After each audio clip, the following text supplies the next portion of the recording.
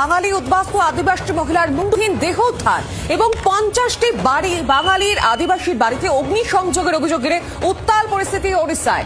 Malkan villain 26 নামে গ্রামে বাঙালি আদিবাসী পরিবারের বসবাস এবং সেখানেই এই ঘটনা। সেই গ্রামে বেছে বেছে আদিবাসী বাঙালিদের টার্গেট করে তাদের বাড়িতে অগ্নিসংযোগ, লুটপাট, ভাঙচুর করা হচ্ছে বলে অভিযোগ সামনে আসছে। ওড়িশা প্রশাসন মুখে পরিস্থিতি নিয়ন্ত্রণে থাকার কথা বললেও বাস্তবে পরিস্থিতি যে বেশ জটিল তার প্রমাণই পাওয়া যাচ্ছে।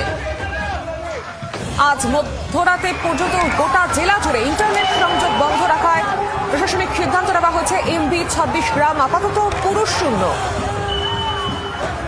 উত্তপ্ত পরিস্থিতি ওড়িশার সেই ছবি জি 24 ঘন্টার পর্দায় তুলে ধরছি আপনাদের সামনে। বেছে বেছে আদিবাসী বাঙালিদের টার্গেট করা হচ্ছে বলে অভিযোগ সামনে আসছে। কেন্দ্রীয় আধা সেনা মোতায়েনের দাবি উঠছে আদিবাসী বাঙালিদের তরফ থেকে। বাড়িঘর ভাঙচুর, মারধর, একাধিক অভিযোগ সামনে আসছে।